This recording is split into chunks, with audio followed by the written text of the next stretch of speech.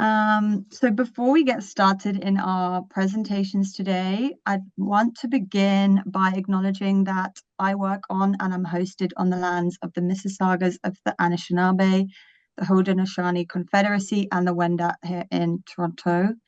I recognize the enduring presence of all First Nations, Métis, and the Inuit people, and I extend this acknowledgement to the Indigenous caretakers of the land where all of you are joining us from.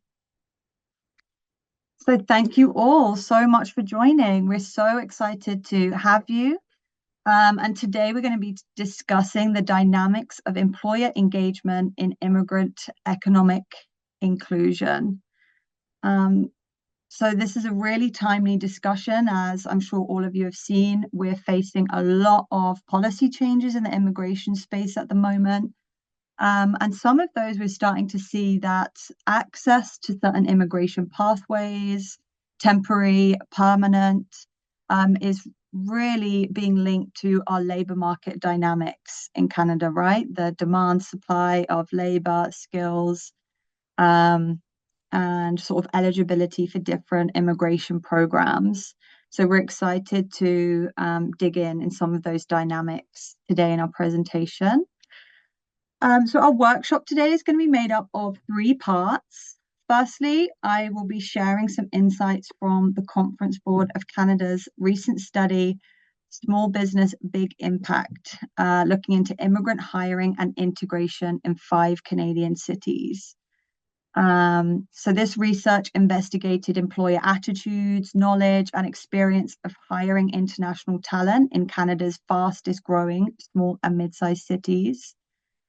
And we'll share some recommendations from the report with you as well. So I'll just flick over to our sort of overview. The second part of our presentation or our workshop today, I'm going to be handing over to Heather McMillan. Heather is the Executive Director of Durham Workforce Authority. Hopefully you can see her on the screen, so you can give us a wave. The Durham Workforce Authority is a non-profit organisation that facilitates community labour market development.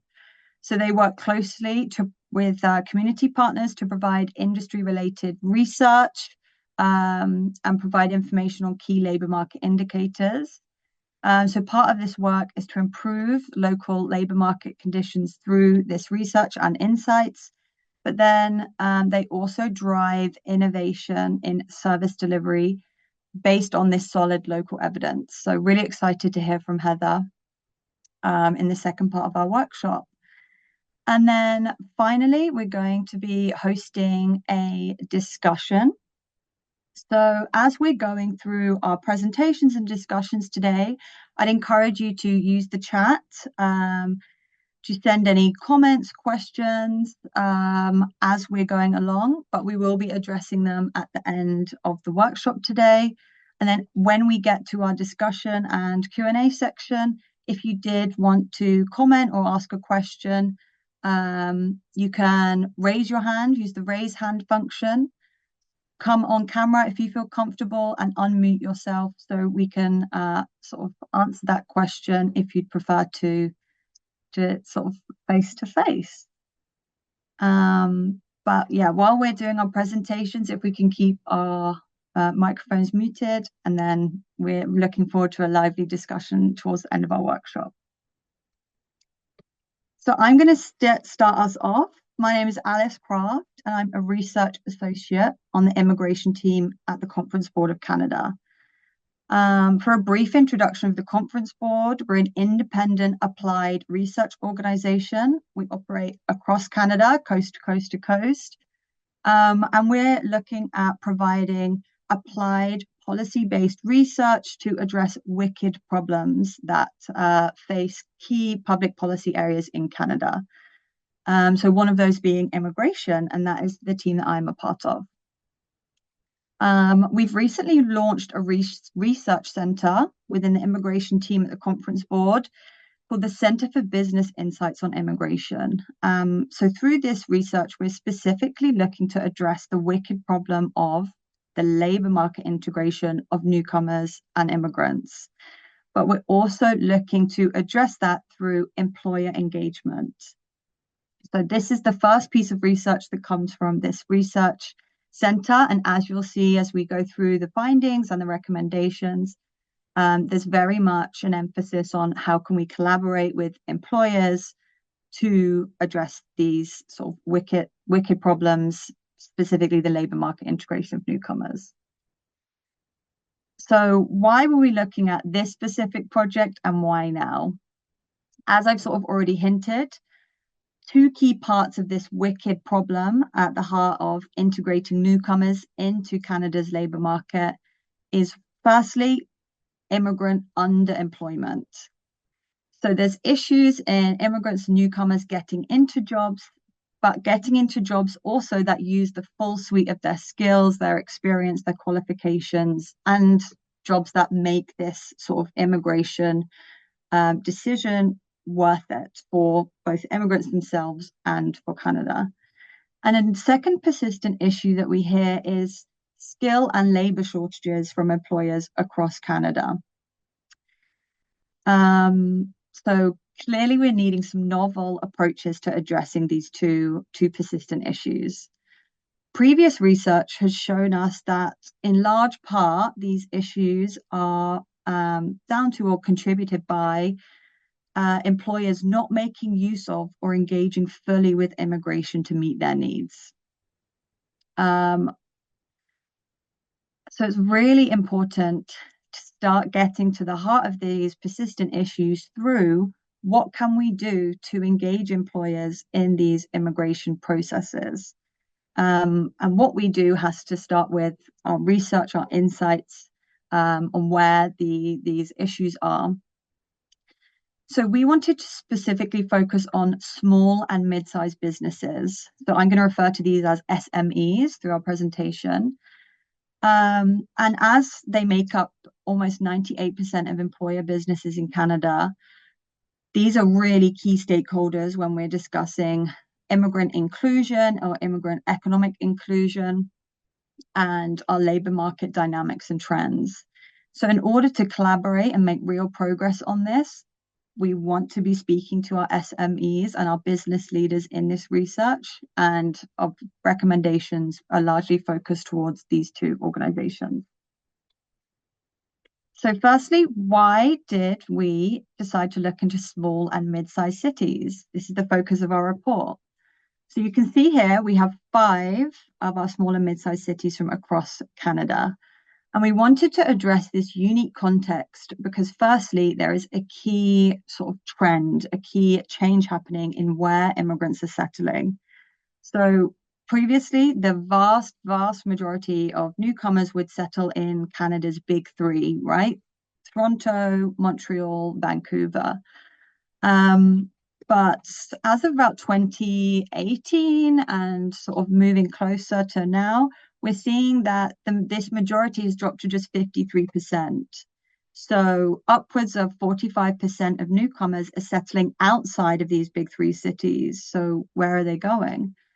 And we can see here from the amount of immigrant percentage or population growth in these small and mid-sized cities, these are turning into key destinations for immigrants and newcomers. And we also wanted to address this sort of unique location, these small and mid-sized cities, because they can potentially face unique challenges in attracting and retaining newcomers. So we wanted to have a look at what is going on.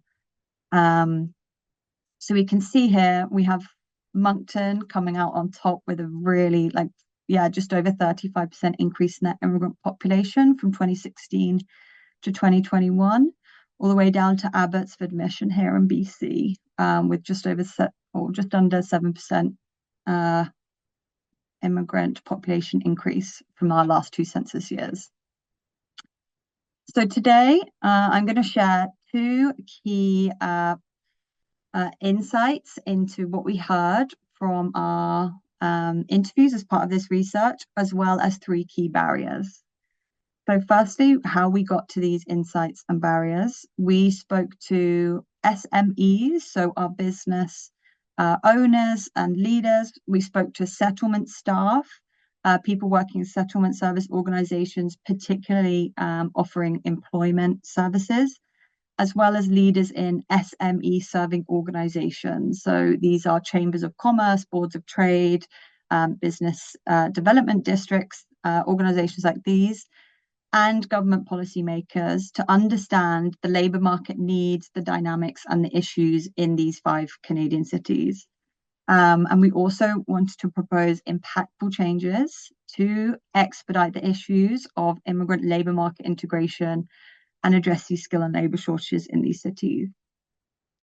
So, firstly, a key takeaway I wanted to share with you is what are these SMEs looking for in these cities?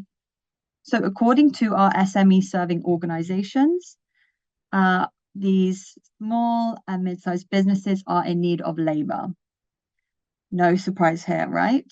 So in all of our 5 cities, these SME serving organizations told us this primary issue they're facing is a lack of available labor. One SME serving organization in Saskatoon told us that the labor supply is the single largest factor that is limiting companies' growth. Interestingly, in Halifax, Moncton, and Saskatoon, our SME serving organizations shared that this labor shortage had really grown from before 2020 to after. So before 2020, there was labor shortages in specific sectors or based at specific occupations or skills.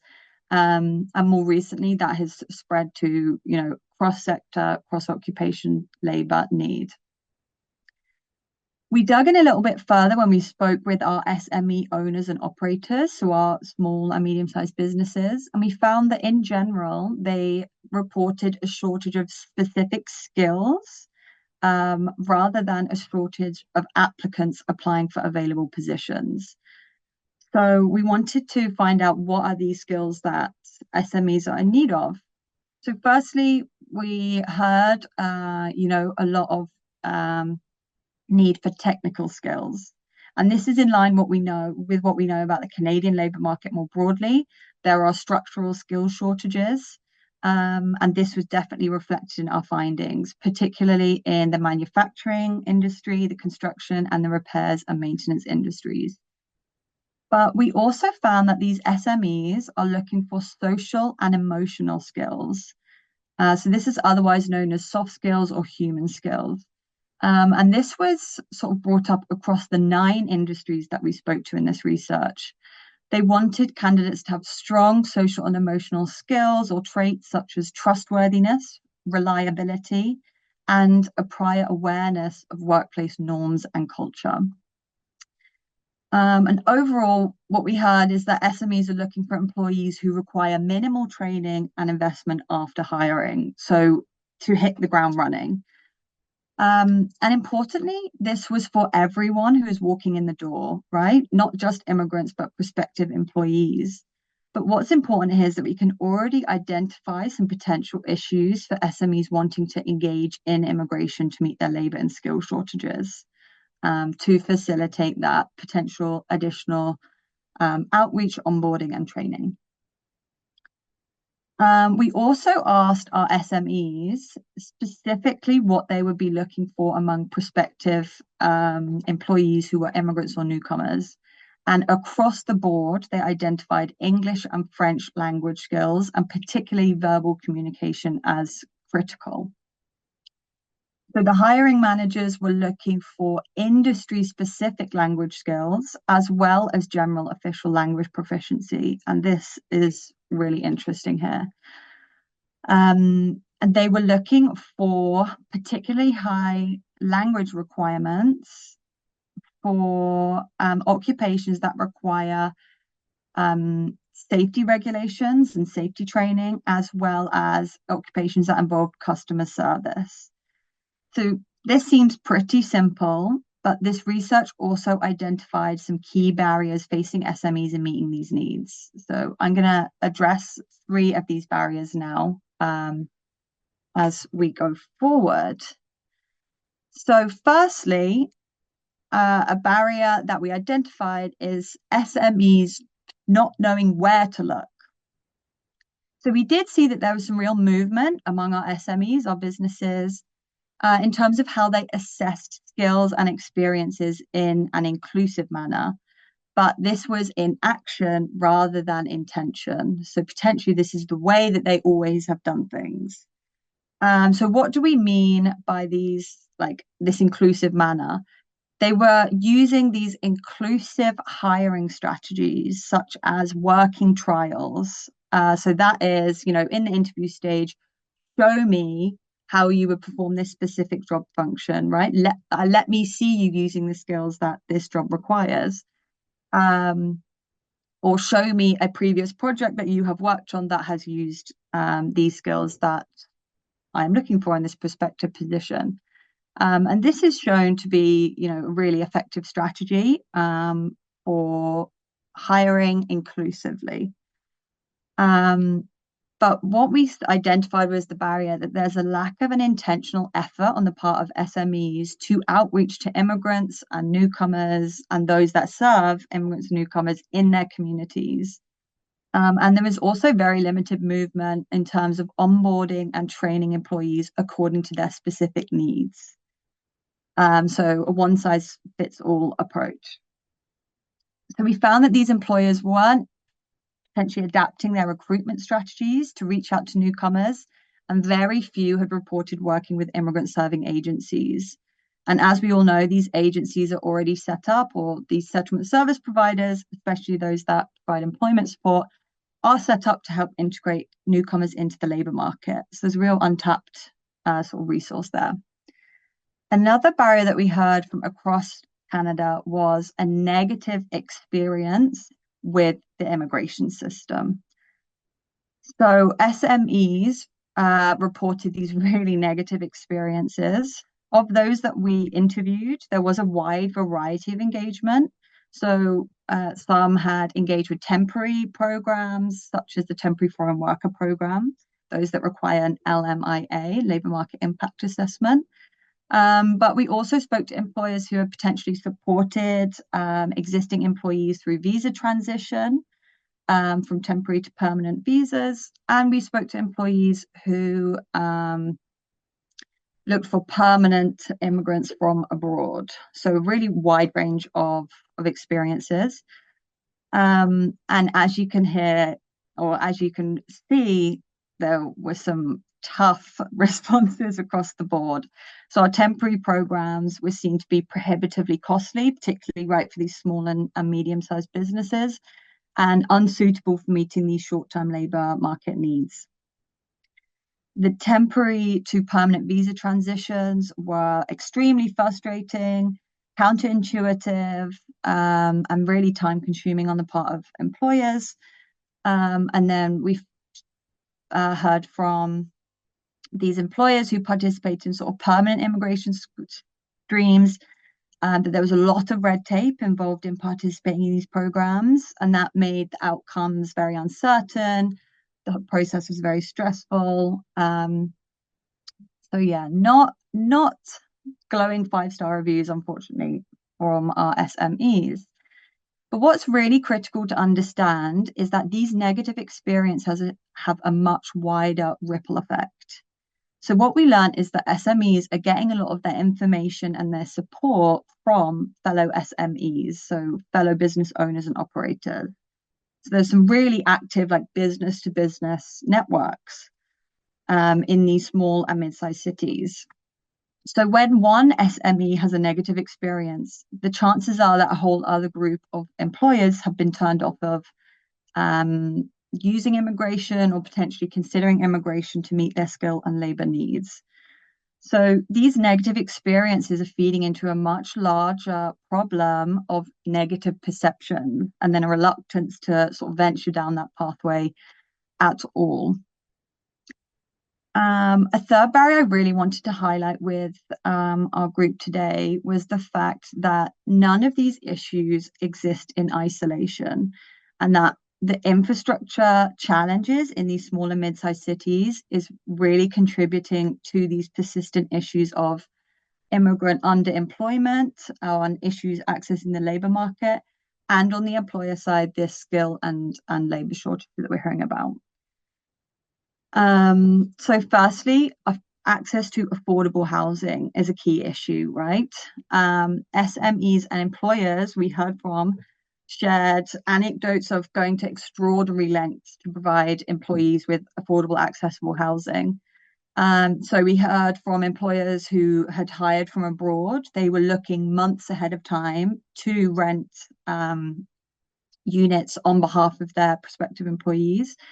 We heard about employers renting entire multi-occupancy units to guarantee potentially affordable housing for their employees. And we also heard of one employer who had actually opted to try and build housing.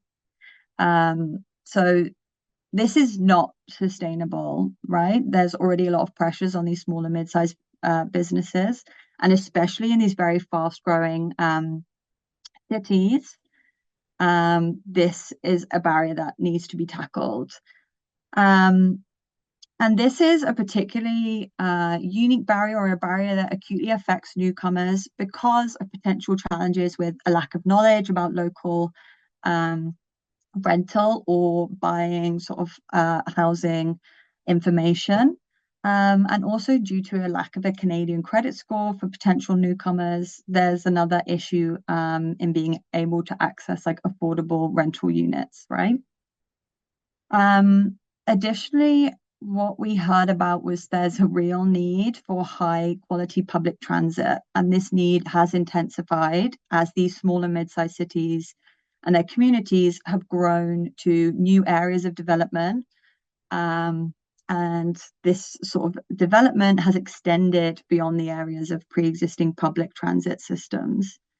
And again, this is particularly important for newcomers. It's particularly acutely affecting newcomers and immigrants who face unique barriers to car ownership or car affordability, as well as like entering a lease agreement. Again, very much across the board requires a Canadian credit score or Canadian credit history, which newcomers potentially do not have. And thirdly, what we heard about is the difficulty in accessing affordable childcare. And it was really interesting that some of our immigrant service providers highlighted that women, immigrants, are particularly at risk through this.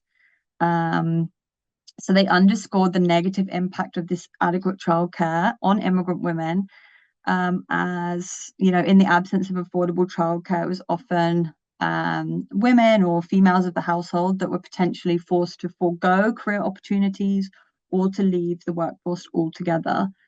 So, you know, kind of worst case scenario in terms of that immigrant labor market inclusion and meeting those skill and labor shortages. So we've heard about a couple of the wants and needs of our SMEs, as well as the barriers that are facing our immigrants and our SMEs. What can be done? So we came up with some recommendations for our small and medium-sized business owners and operators. Firstly, we saw that there was some room for our business owners and operators in these cities to invest in helping workplace language training, specifically to improve the provision of like industry specific language skill classes. And what does this look like? Is there space or time to turn over a lunchroom for 1 hour every 2 weeks to bring in an outside provider to upskill potential employees who are already there? Is it providing, you know, potential newcomer or immigrant employees with a little bit of time in their working schedule to go and access these classes? We also heard that obviously in these cities, the service provision in these types of classes is challenged due to the fact that the immigrant population has grown so much, right? In the preceding sort of 4 to 5 years. So getting employers support on site and allowing for that investment, like there's a mutual benefit there in terms of improving these language skills on the part of immigrants as well as our employers. We also saw that there was a real need among our SMEs to invest in and build relationships with immigrant serving agencies. And this can help with the recruitment, right? The piece that we spoke about of where SMEs are looking for talent, but also they can help with like the retention and the onboarding of immigrants and newcomers. And thirdly, and potentially like the lightest lift among our key recommendations, is the need for SMEs to be open to adapting their workplace policies to accommodate for diverse employee needs. And this can be suitable for our immigrants and newcomers, but also across the board, as these smaller mid-sized cities are, grappling with these population growth or issues with population growth and demographic change. So can working hours be adjusted to suit the public transit schedules that are potentially just learning to catch up with the new demand? This could go a really long way in helping immigrants to sort of attach and remain in the labour market, and for employers to fill their labour and skill shortages. We also wanted to recognise the really important role that SME serving organisations can play. So especially at this local level, this connective tissue, right? These are connective networks, could definitely be working together a little bit better to signpost and build these relationships and signpost, to services that already exist, right? This is often not the case that these services don't exist. It's just about the lack of knowledge. So we recommended for SME serving organizations, so again, our boards of trade, chambers of commerce, local business development organizations, to help build knowledge sharing networks between our SMEs, our immigrant serving agencies, and other SME serving organizations. And we hope that this would be able to foster more efficient connections between our employers, our SMEs, and networks of talented local immigrants. And we also found that these SME serving organizations are very well placed to share innovative newcomer hiring strategies and their results in SME networks. So if we know that SMEs are getting a lot of knowledge and support from their fellow SME owners, how can we use these networks to share positive examples, to share, inclusive hiring, onboarding practices, or their experiences with potentially enacting some of these recommendations, like adapting workplace policies. So I'm going to leave it here for now, and I'm going to pass over to the wonderful Heather McMillan for our second presentation today.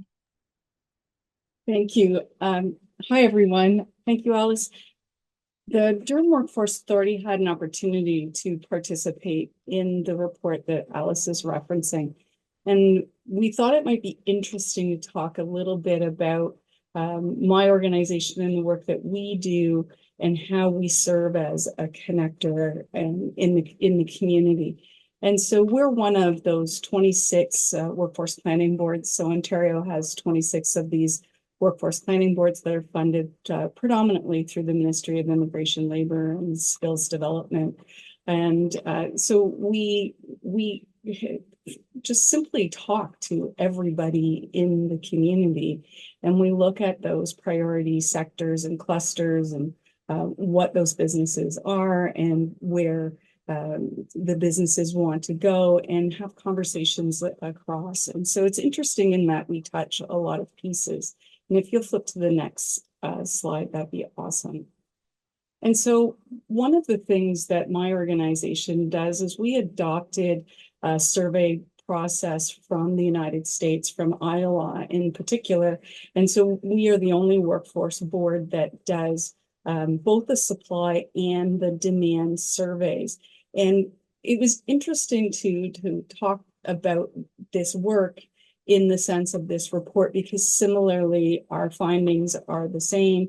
And so what we have examined, we've examined employers' responses to, the demographic information, how they're feeling about hiring, what their plans are for training and retention, and what it's like to do business here in Durham. And you'll find in the next couple of slides that we have some challenges here. So the next slide would be great. And so in general, so not specific to immigrants, but in general, employers who responded to our survey said that people were missing interpersonal skills and soft skills. So, 23 to 19 to 23% on those kinds of skills that people are missing. And so we're thinking of things like emotional intelligence, communication, reliability. My goodness, if I had $1 for every time an employer talked about reliability, I would be very rich. Leadership skills as well, though, empathy, teamwork, some of those soft skills, we sort of separated them out a bit for the responses so that the employers knew what we were talking about. But things like time management, following directions, and problem solving. So those skills they found that were lacking in the applicants from our labor market, but also that specific piece that Alice mentioned earlier, people not having the experience for the industry that they're applying for. We also found that employers in Durham are having hiring challenges, that the expectations for compensation are significant, rightly so, I suspect. Lack of willingness to be flexible in work arrangements, but that speaks to Alice's comment from a minute ago, where employers might need to be coming to the table to readjust work arrangements to meet some of today's needs. A lack of commitment and reliability were some things that we also heard in the survey. But some of the industries with the greatest hiring challenges in our region was healthcare and social assistance, manufacturing, education services, and construction. So ironically, these are all in-demand sectors or priority sectors here in Durham region. And so we know that they're big and growing. So the next slide. So this is data from our Labor Shed survey. So those businesses or those NAIT codes with the most hiring challenges borne out here in the data. And the orange part of the bar is, yes, there's hiring challenges. So you can see the construction, education services, agriculture, and healthcare and social assistance. And given the aging population in ag and agri-food businesses, we know that this is something that we'll have to work on with some urgency here in Durham region. And so the next slide is just pulled from the report as well, that talks about those applicants not having the necessary credentials, but you're talking about credentials and experience and not the correct skills. And so these are some things that we need to, I think, reverse engineer backwards with employers to talk about the obtaining those skills and experiences in different ways. And so the next slide focuses on the top 3 missing skills in the applicants. And so you can see that education, credentials, technical skills, and availability. You can see availability is the biggest pinch point in my local labor market. But that, skills and soft skills and experience are some of those challenges that employers keep bumping up into. And so this data focuses on giving us a rationale to do some work here in Durham. I think I might have 1 or 2 data slides. So the interesting one on the next slide, Alice, is when Alice talked about, whether or not employers are training, you can see that employers in Durham who responded to the survey will support technical skills and credential supports training, but really won't support the training for soft skills. So there's some work that I think we could be doing here in Durham to support that. And I'll talk briefly about the baby steps that we're taking to get there. So the next slide. And so this slide just was the roll-up of some of the things that employers would be really interested in knowing a bit more. And so they're still looking for internships and job placement supports, networking specific things that we shared with economic development. But that notion of a hub and shared services has become a nugget for some other work that we want to do. Alice spoke briefly about transportation, and in the 10 years that we've been doing our skillshed surveys from the supply and the demand side, that transportation is a huge problem in Durham, and we share that back with the Region of Durham's transportation department in hopes that someday they'll actually listen. So maybe someday in the future. So the next slide. One of the things that, we were frustrated about with our SMEs not hiring immigrants and newcomers was that we needed to speak from an authentic voice. And so in my corner of the world, small to medium-sized businesses or not-for-profits end up being that place of initial landing and jumping off points. And we used to get a little annoyed with it, and we've made our peace with it, and we've become proud of it. And we can lead by example by hiring immigrants and newcomers, and we have, and I'm a very small organization of 3 staff, but when we have that opportunity, we do. And we work with our local Durham District School Board because they have a language program for newcomers.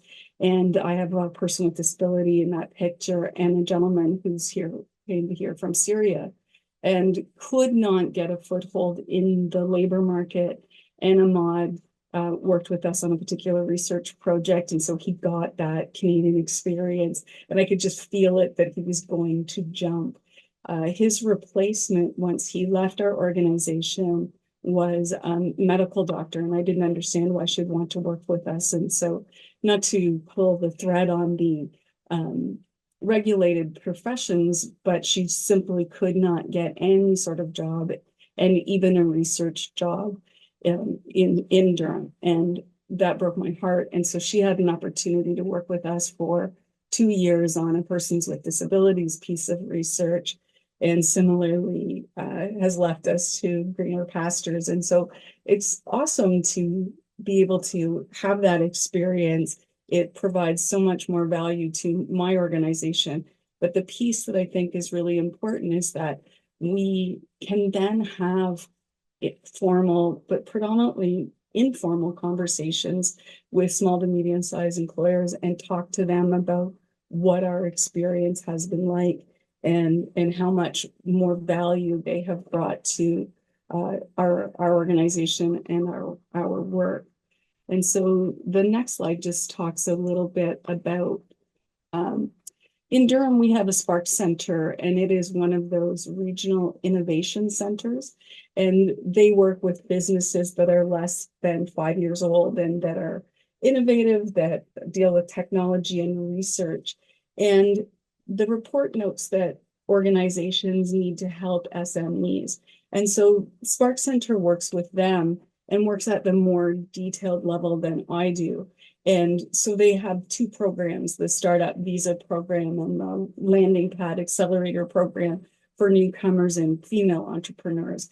And so we work in partnership. I was just speaking with them briefly this morning about another piece of the presentation I'll tell you about in a second, to talk to how we are going to amplify this work and share it better with the community. And so the next slide. So my organization does research predominantly. So we've got the surveys that we do, but we also wrote a DEI report. And we talked about that when Alice talked earlier about some employers changing some of their policies. One of the things that we talked to employers about were changing some of those trends of using inclusive language, because the DEI report went across to SLGBTQI and persons with disabilities, but thinking about some of those pronouns and some of those opportunities to use more inclusive language, particularly the holidays and things. And we know that we need to do this because we have an evolving workplace, because we need to hire more diverse individuals in our communities. And we need to gear up for much more systemic changes. You may recall at the beginning, Alice talked about the percentage change of time, and our population in Durham has become a lot more diverse really quickly between those last two censuses. And so this is something that we need to get going on. But my next to last slide, if you can flip to the next one. So I spent a fair bit of time doing research to talk about community planning. And so in my corner of the world, in the workforce development system, you have all kinds of different players who are engaging with SMEs. And we lack that coordinated approach to employer engagement. So if one organization is going to talk to an employer, that they have a knowledge and understanding of what other organizations are doing and can bring us along. So whomever owns that employer relationship speaks to that employer and does that information and referral. And so working with the Spark Center in the region of Durham's Economic Development Department, we're finally going to sit down together and talk about how we are engaging employers in a planned and coordinated way to reduce the touch, but enhance that engagement of employers. And so that should help improve the employer experience, triage the employers, bring in our local lip in a little bit more focused way, see that employer as a customer, and see that job seeker as that constituent. And so really moving forward with that deep employer engagement. And so we're just moving forward to start those meetings after several months of working with the Spark Center to move that forward. So it's early days yet, but someone had to book the meeting, and so we did. So we'll let you know what happens next.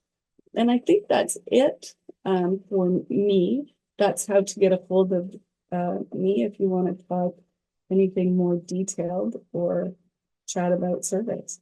Thanks, Alice. Not at all. Thank you so much, Heather, for joining and speaking today from your experience with these insights and in the Durham region, and also through leading by example, right? Doing like walking the walk, talking the talk and walking the walk, right? In terms of that immigrant inclusion piece. So thank you so much for your presentation.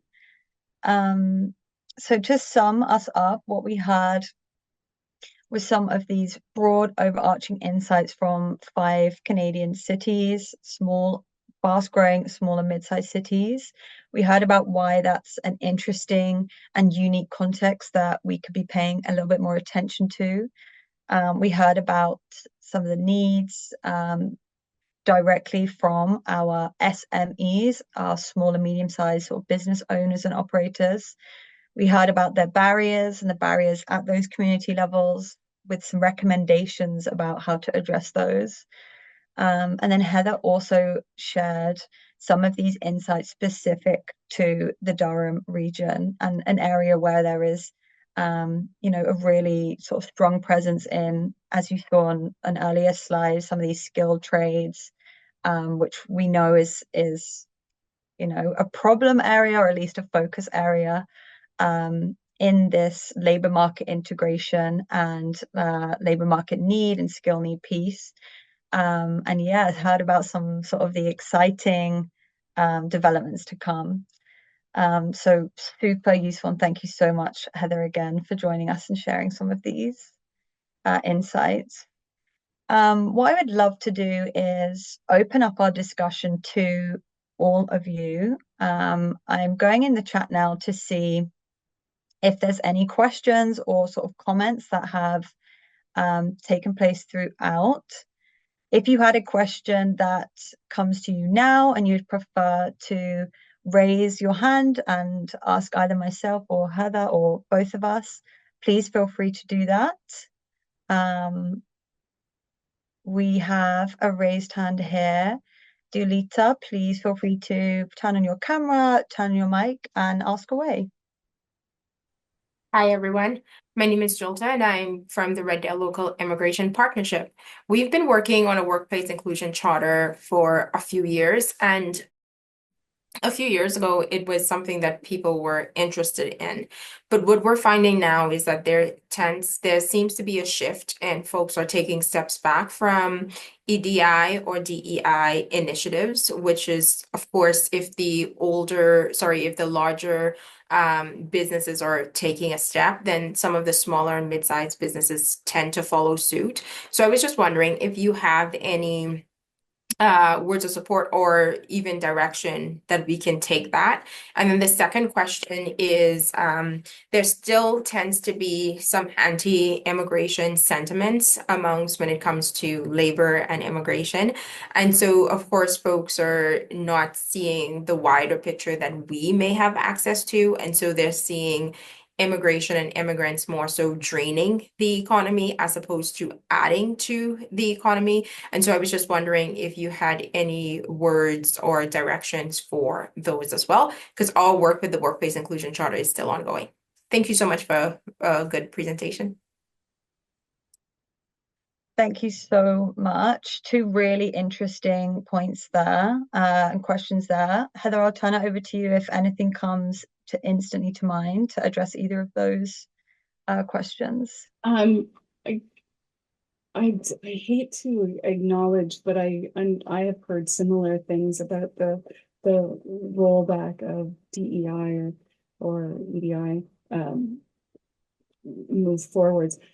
I wonder, if we are keeping the pressure on at some of those other places. And so Alice mentioned the chambers of commerce and boards of trade and stuff. And so to me, those are the leaders in our communities. And so we know that in particular, our Whitney Chamber of Commerce has an EDI committee, and they are the ones who put out the trainings and things. And so that might be a place to look. Thank you, Heather. And I do agree, like we have seen some movement regarding this sort of like DEI piece and potentially decentralizing that from some bit like business practices. I think what you brought up already is the sort of like leadership role that larger employers can have. And I think this is really critical, like not even just looking at DEI initiatives, but across the board, how we in Canada, with a very large base of small and medium-sized businesses, can leverage the resources and the sort of best practices of these larger employers and how they could potentially be transferred. But as we sort of mentioned in some of our insights into this report, is small and medium-sized businesses are supporting each other. So how do we access these networks and signpost this is the positive impact of, in this instance, really investing in local, like international talent networks and hiring and onboarding those individuals.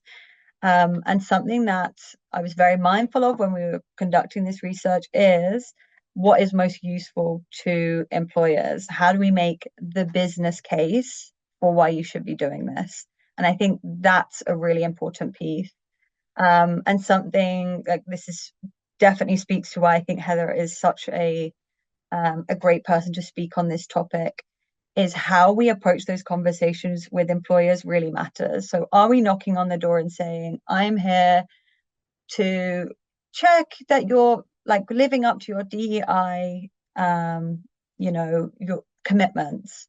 Or are we saying, this is a way for you to solve the problems that you're experiencing, right? You'll have these skill and labor shortages. And so here, let me be the signpost to something that's going to help you in those business practices. And then even before that point, we've obviously looked at 5 specific cities here. It's understanding the need in those communities, like in your specific communities. What is already existing that is requiring like SME or business attention? And what we've seen in some areas is there's actually a lot of fatigue among our employers. Potentially, they've already been asked about sustainability commitments, like maybe they're dealing with, impacts of like climate emergencies, difficulties in their supply chain, right? Like everything that we know that is happening at the global level, at the national level, is being borne out at the local level. So assessing where their priorities are and then making the business case for this is going to help you, I think is also a really key part in moving away potentially from this language of EDI to like collaborating, moving forward and making some real substantive progress there.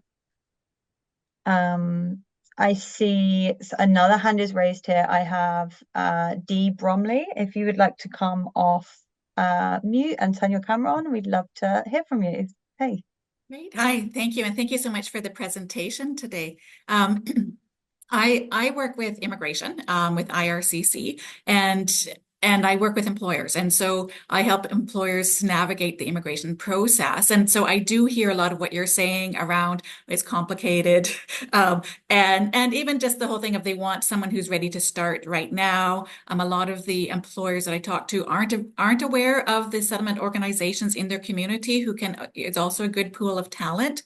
But I'm also wondering, are employers, like through your experience, are they aware of some of the free resources that we do offer to them to help them navigate the immigration system? Because it's always a challenge for us to try to get doors to be opened for us to say, hey, here's a free resource I have to offer. And a lot of times there's no reply. So I'm just trying to figure out how do you actually connect to those employers to let them know of the free resources that are available. Thank you so much. We really appreciate you being here today. Heather, go ahead. So one of the things is, are you connecting with us? Is my challenge. So similar to a business, if I've got the information, I will take it out. We write blogs and stuff. I see employer engagement, frankly, as hand-to-hand combat, and that's how I approach it, by cluster and sector, by municipality. And I'm out in the community, hard pressed to find me behind my desk.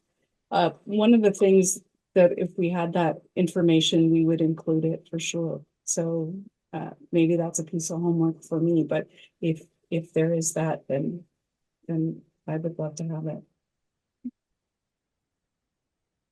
Thank you, Heather. And I would also make the point that this is something that we need to address and share what works and what doesn't work as a sector. So what I find, or what I hear from people who are also trying to engage and work with employers, is that those that are already engaged are very engaged, right? They're the ones who are showing up, who are willing to participate in research such as this. They're connected with their local LIPs, or they're connected with their local service providers. So it's about reaching those who are not engaged and are not interested.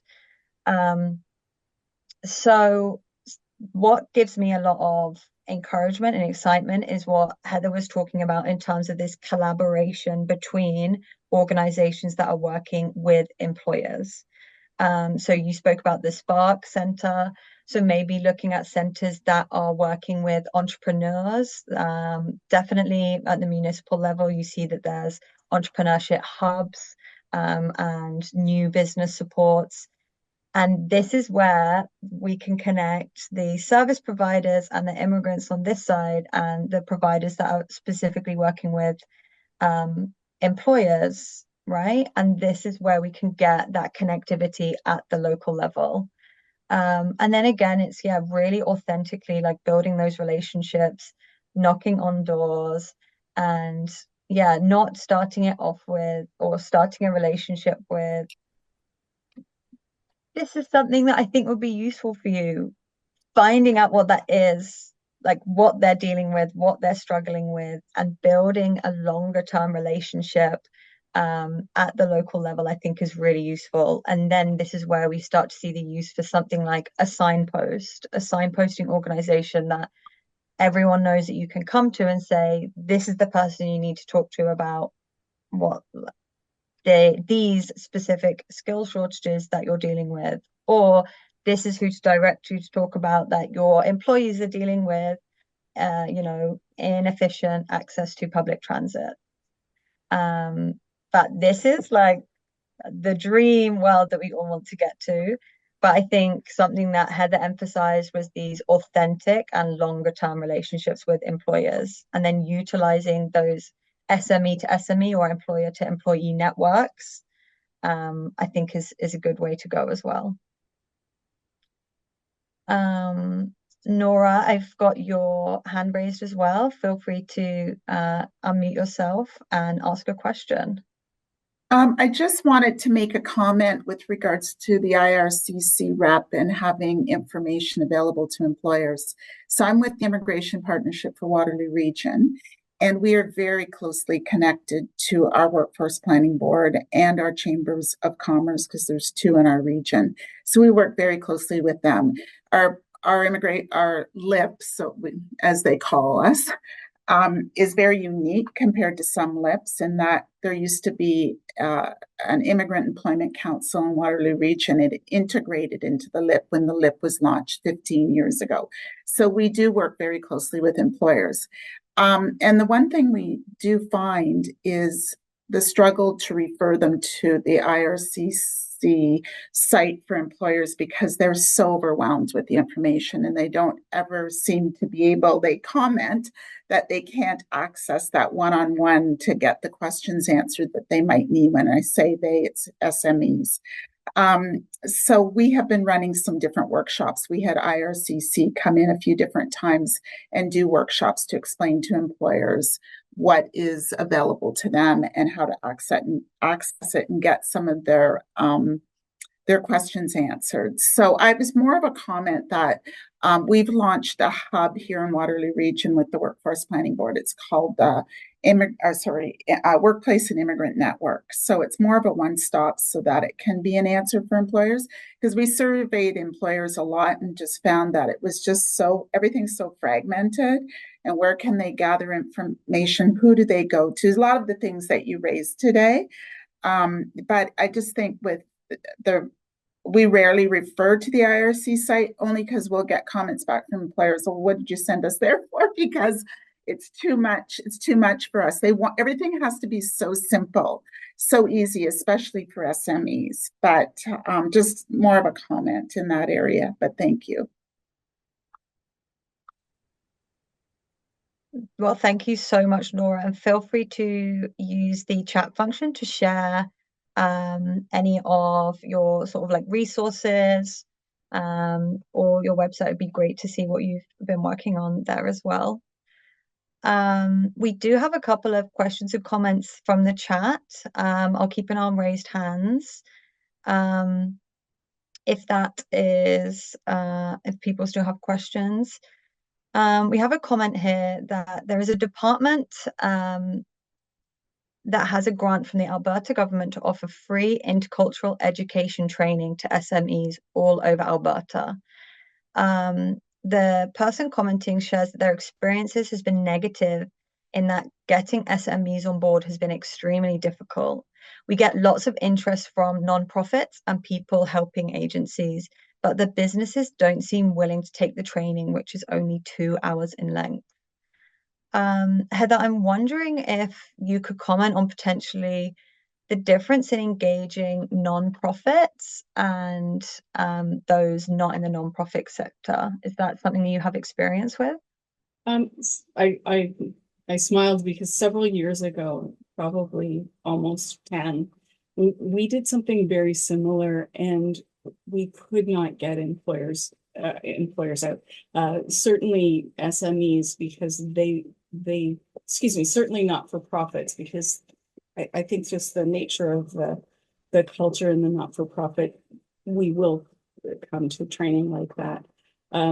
We found it really challenging, and I'm not sure that I have the best answer for you, but I'm wondering about shifting where it was held. And so firstly, I'm really big fan of our Chambers of Commerce and Boards of Trade, so we shifted them into that and leverage the relationships of the chambers to,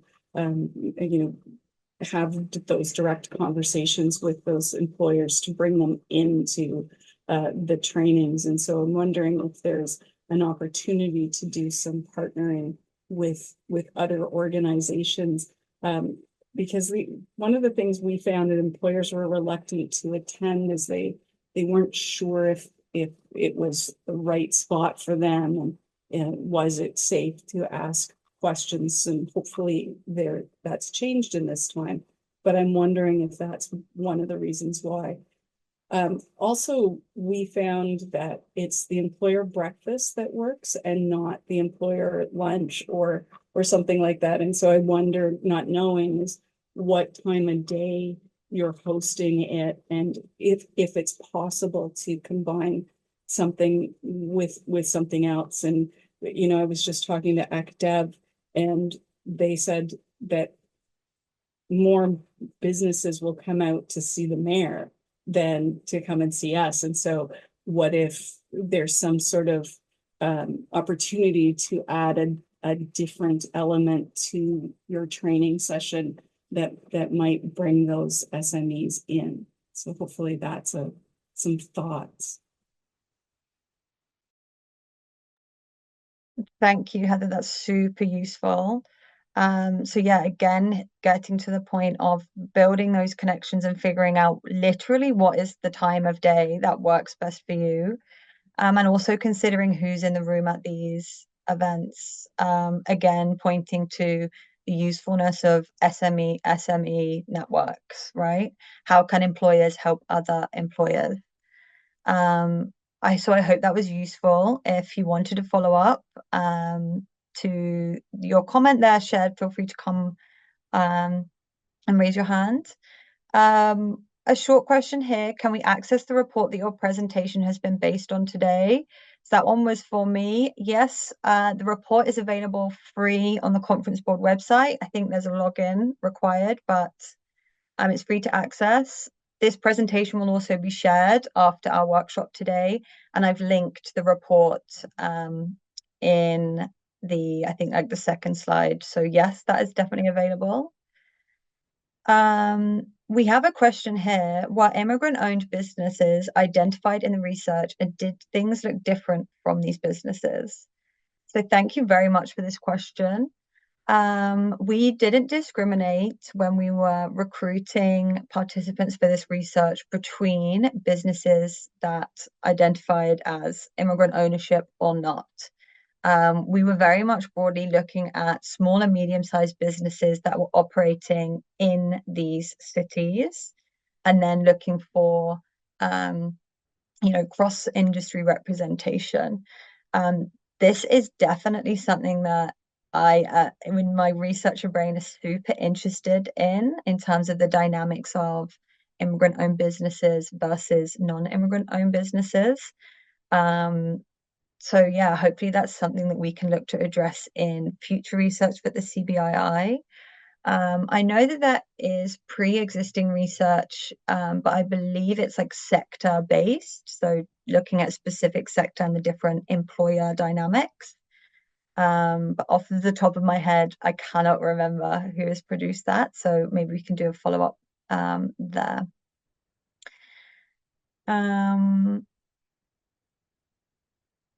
Thank you. Someone else has also shared some really interesting papers in the chat based on immigrant employment, integration, small and mid-sized cities. So thank you for sharing those. We had another question here. One key recommendation was to offer workplace language training for what specific sectors? So I can answer based on the report. We spoke to 9 sectors, and this was definitely because of the importance placed across all of these 9 sectors on workplace language training. I would say that this was across the board. And taking a look at the full report and the full recommendations, you'll be able to see which of the sort of sectors that we looked into and where these are applicable. I would also potentially open up that question to yourself, Heather. In your experience, is there a specific sector in which these language training or language proficiency is a specific issue? So when we did our survey, we found it was across. So the Durham region had, at the time that survey was done, we're 9 priority sectors. We've moved into 5 priority clusters. And so across each of those, that came up in all of them, but it was most predominant in healthcare and social services and in the construction sector. So if you were looking for a hyper-local response, I'm wondering, depending on where you are in your community, if, economic development had its priority sectors or clusters, if you could do a bit of research to find out what employers in those had for challenges, and then move forward with some activity after that. I know that our local literacy network is doing workplace literacy for PSWs to be able to manage their timesheets and things like that, because that was a language problem for a particular group of individuals there. I just think that, knowing that there's these clusters and these sectors and what's it say at the local level, you can probably provide that really hyper-local response. Yeah, that is super useful. And as much as we can speak in the broad strokes, right, looking at specific sector, specific employers and industries, and again, like building those relationships from the ground up, you can really get to the heart of what employers are needing, what they're looking for, and potentially pre-existing supports. I'm really, really excited to see all of the links and resources that have been shared in the chat. I would encourage people to continue to do that. This recording will be uploaded to the P2P website, so you can keep an eye on that as well. One last comment from the chat here. Someone spoke about a study performed in the US that spoke about fear regarding discrimination being a potential barrier to employers engaging in immigration. So just the simple fear of I could potentially be seen to discriminate was a barrier. They asked if a similar study had been conducted in Canada about these employer fears of discrimination lawsuits and how they could be affecting practices. And also, could these fears be related to employers' involvement or lack thereof in newcomer initiatives going forward? So I'm personally not aware of any Canadian studies that look into this. But I'm wondering if we can just comment, Heather, on where these fears among employers are sort of placed and what we can do to potentially waylay some of these fears. Some of the things that we've heard over the years that employers have to change their behaviors. And we've been blunt and said, in some instances, yes, you will. And I think that's an evolution of the workplace, frankly, that it can't look like it did. For those of you who may not know and probably don't, I worked in a factory several years ago, almost 21 years ago, and it was a chilling place to be. And so we need to talk to employers about moving forward a little bit better. I think that's something. So I think I think we need to be blunt sometimes with employers, Alice. I think that's definitely fair, and something that we found and is spoken in a little bit more detail in this research report that I spoke about today and referenced is employers having a fear of what they don't know. Mm-hmm. And how can we make the information as easily accessible and I guess like non-judgmental as possible? So we had a little bit of a back and forth here in our discussion today about what is most sort of useful to certain employers, and when you're in the room with employers, who else is there? How can we sort of move forward on some of these conversations? But I think like what we've discussed today is very much related to employers becoming adaptable to the reality of the labor market and where the skills are going to be available. So I'm encouraged in that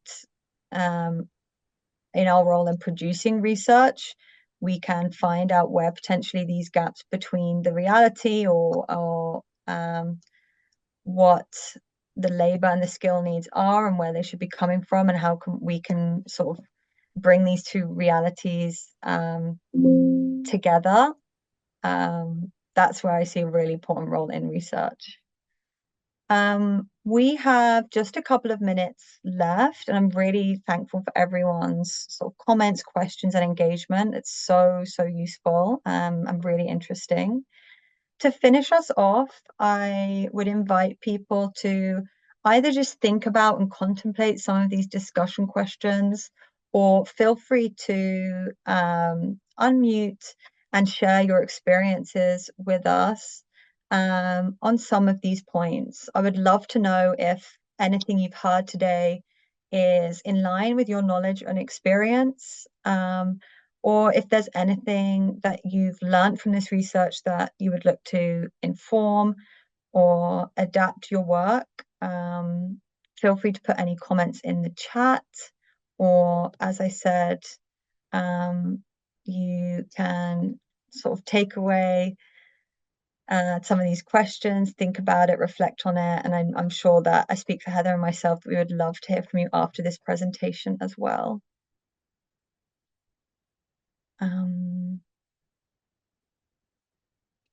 Maybe this is a question for you, Heather. Is there anything that you have learned today from some of our conversations? Anything that you're going to be reflecting on your work from some of our discussions?